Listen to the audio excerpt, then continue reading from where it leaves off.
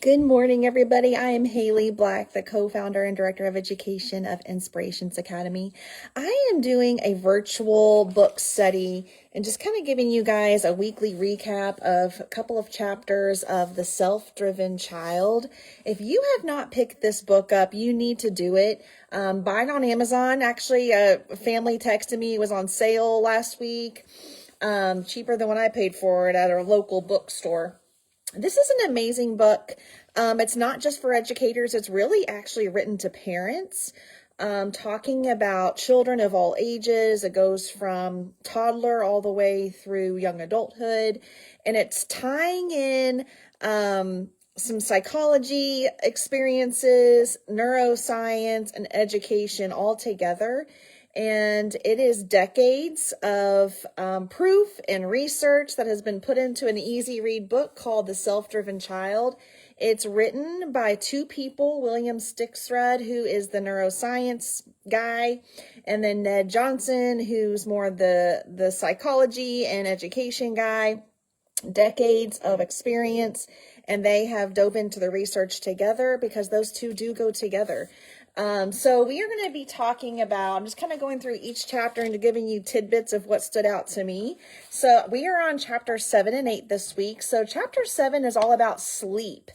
I feel like a lot of us are lacking appropriate sleep. So I'm just going to share with you some ahas from chapter 7. I don't think it's going to be an aha actually for a lot of you. It's just reminding us how important it is to remove some things out of our schedules so we can prioritize consistent sleep. I think it's just, some of us, we're just so busy. It's just, the world tells us to be busy. You know, we're scheduling or overscheduling ourselves. Listen to this. It says, our bad habits are exacerbated by insufficient sleep. Sleep is arguably the single most important thing for healthy brain development. So prioritizing that. So we're talking about brains here. We're diving into neuroscience over the summer. We're going to be stepping into this with our students in the fall. We're going to be doing a whole neuroscience unit study. There is space left if that interests you. We'll do homeschool enrichment programs. And we have a few spots left. We have very limited space, but we're going to be diving into this with our kids and training them based on what the brain research says of how we learn. And guys, sleep is important. Sleep is important. It says sleep contributes to a strong sense of control. I know I can relate to that. Sleep deprivation produces similar effects on the mind and body as chronic stress. Sleep deprivation produces inflammation, impacts insulin production, and decreases appetite and depresses mood. I don't think any of this is ultra super surprising, right? It's just reaffirming you got to prioritize it. Many of the negative characteristics we associate with teens, like moodiness and poor judgment, may actually be the result of sleep deprivation. Okay, so I mentioned this a few chapters ago, but something I learned in this book, I think it was this book where I was reading, I'm reading lots of brain books right now, but I think it was in this one where talked about brain development. So from ages 0 to 2, there's rapid brain development happening. And we all know this, right? They're learning to talk, they're learning to walk, they're learning to eat, they're learning to speak. There's all kinds of things going on. And then they kind of plateau a little bit. I mean, they still improve, but they're plateauing with their brain development. And then the brain development spikes again from ages 12 to 18. So that explains why these teens need sleep. They need more sleep. So I think the world tells us they shouldn't be sleeping that much. They should be doing. Actually, they do need it because their brain needs it. So a lot of that moodiness and negativity might be just lack of sleep. The disconnect between the prefrontal cortex and amygdala is seen in PTSD, depression, bipolar disorder, and other psychiatric syndromes. There is a strong correlation between insufficient sleep and depression. So it's talking about sleep deprivation, similar to chronic stress, can actually trigger anxieties and mood disorders in children who are already vulnerable to getting them.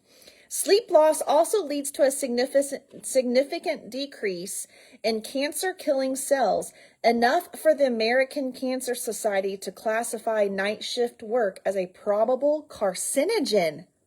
That is insane, isn't it? Okay, so there's a lot in these chapters, guys. You're going to want to get this book, The Self-Driven Child. You're going to want to own it because you're going to want to mark in it and digest it in your own way.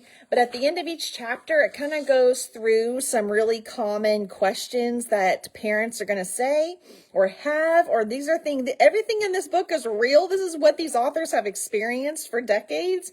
They've been there, done that. So they go over the common things that you guys are going to say or what we all are thinking, and then they address it, okay? And they give you at the end some action steps of like what to do tonight. So this is literally spoon feeding you through this whole mindset shift that your kids, you really can empower them to be self-motivated, but you have to know the brain science with that so you know how to do it so it's not frustrating, okay? All right, so we're going to go ahead and go into chapter 8. There's Jason. Chapter 8 is called Taking a Sense of Control to School. So now we're kind of getting into the meat of this. A lot of this has been kind of talking about things at home, homework, things like that. So now we're going to be shifting into this mindset of school. So when we talk about school, we're talking about the traditional approach of grade level systems, homework, predetermined curriculums, predetermined grade level expectations, things like that. So that's what they're referring to here.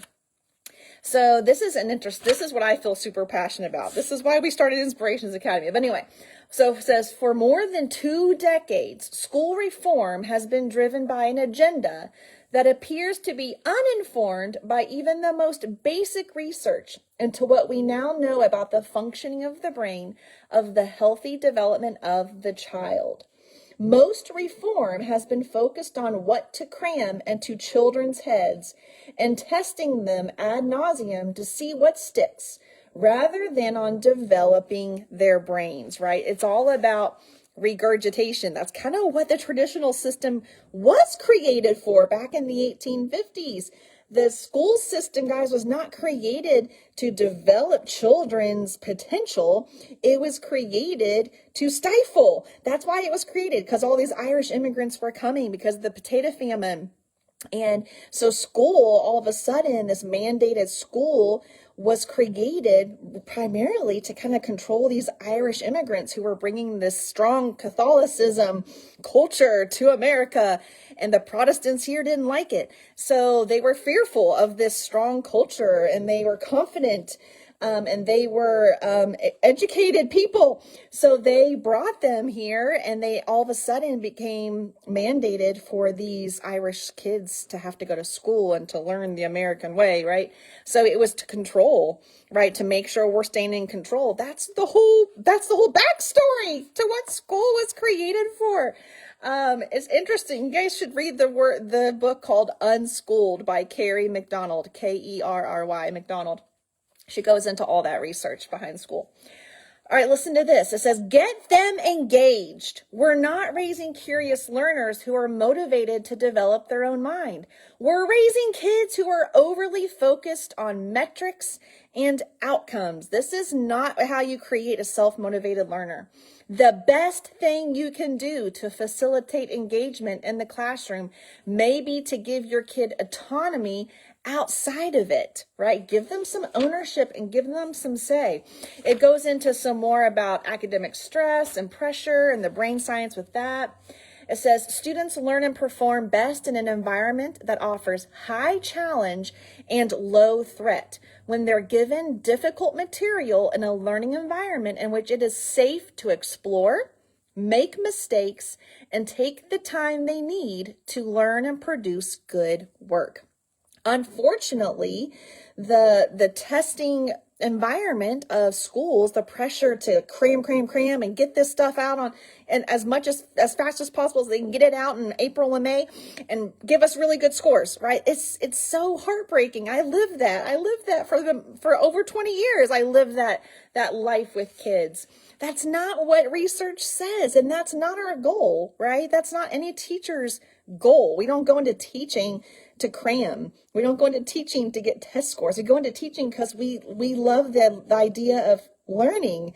That's why teachers go into teaching. we have a lot of burned out teachers now, okay? Working memory is probably the most crucial of all of the executive functions when it comes to learning. It allows you to relate the present to the past and future and enables you to make connection and is the key to creativity. Working memory will become the new IQ because it predicts academic success and life outcomes better than IQ. So working memory is like they're processing, they're doing the learning. They're not being told the information. They're actually making the connections themselves and building that neural pathway in their brain. So a large cognitive load, which means too many things on your mind, is like having too many browsers open. So this is kind of how it feels when kids are going from one subject to another subject to another subject. They're all the subjects are doing something different, and it's very segregated. Whether they're going to physical classes for different subjects or they're staying in one room and they're just 30 minutes of this, 30 minutes of that, and it's all segregated subjects and nothing's connecting. That's what this is. It's like opening a new browser every single time. This browser, what's due over here? This browser, what's happening over here? And it's just not the way our brains are created to think. Survival will always trump learning. Ugh. How many kids are just in survival mode? Or how many of you all are in survival mode? Okay.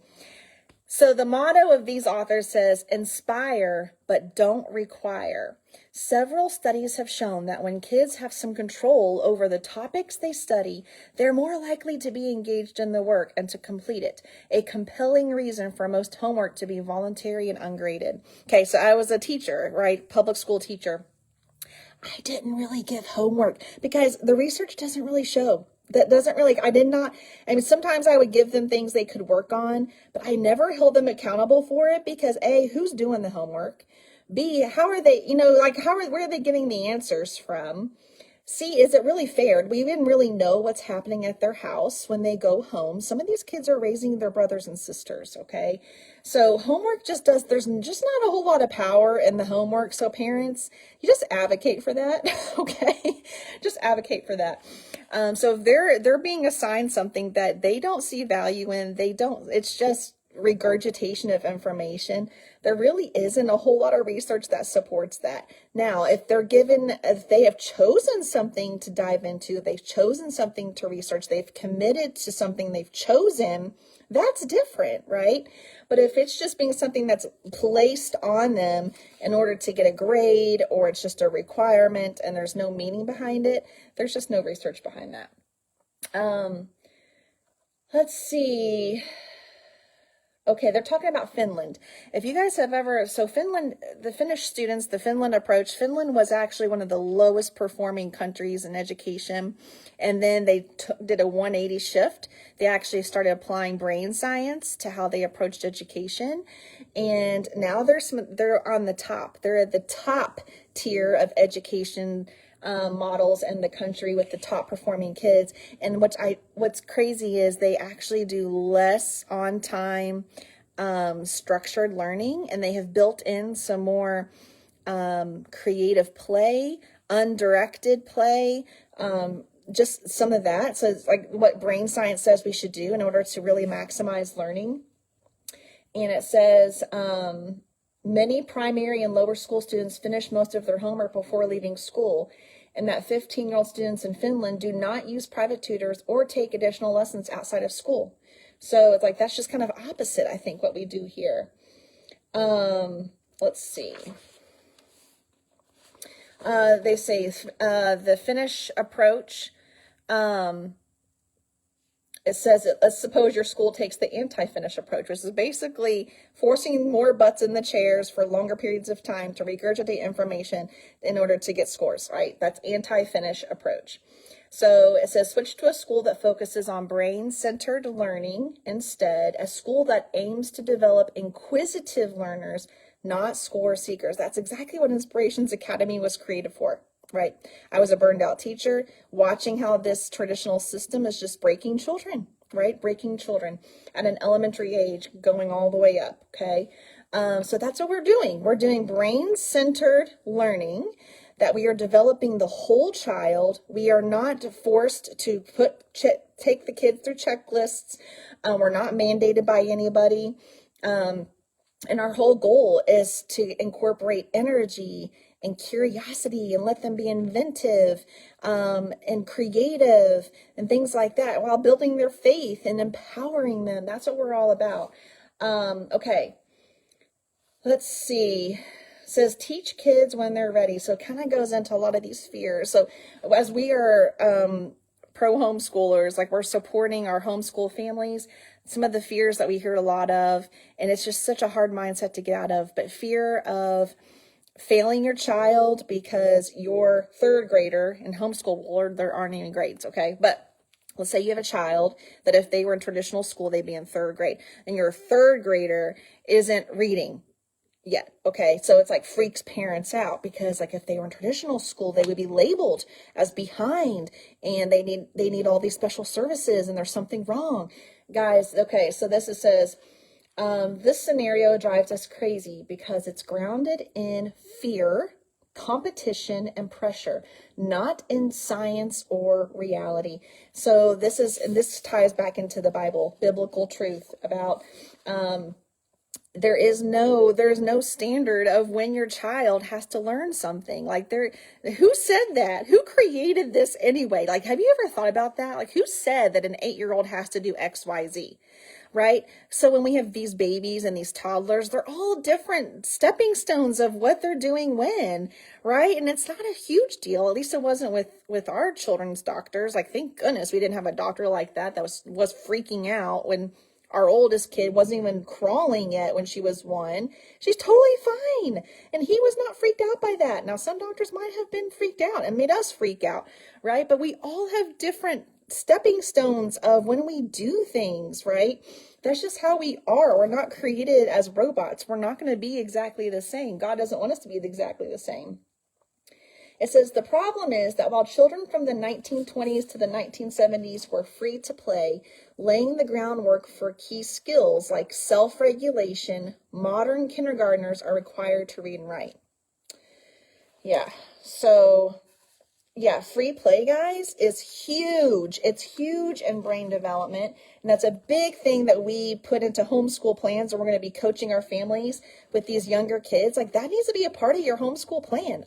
This undirected playtime, like self-play, self-exploration, like not the parent directing it, right? This is super important. This is what brain research says. Starting test prep too early is not just totally unnecessary. It is actively counterproductive. It's like sitting your 14-year-old down to explain the intricacies of a 401k plan. It's not going to register, right? So when we have these young kids, it starts in kindergarten, guys, testing, maybe even preschool, I don't even know. But testing definitely starts in kindergarten when they're being assessed on things and on their knowledge. It's not developmentally appropriate. It says, when possible, choose schools that are developmentally sensitive in their curriculum and appropriate for your child. Okay, this is why we don't chug and plug through predetermined curriculum. We are creating the curriculum customized for the children in the room. This is exactly what we do at Inspirations Academy. This is a part of our service. It gives them the confidence to tackle the currents without being afraid of being swept away, right? They get to grow strong and feel strong. It says, despite an unrushed start, this is talking about an example of a student. So she was allowed to be okay to not meet the milestones of the traditional grades, okay? So despite the unrushed start, she received her PhD in economics from the University of Chicago at the age of 26 and as a successful economist. This is a kid who struggled early on and would have been labeled all kinds of things. I love this. I put ha next to this. Let's see. Parents often tell Bill that their third grader is doing 4th or 5th grade math. Like, this is like, oh, I'm so proud. Like, my third grader is in 4th and 5th grade math.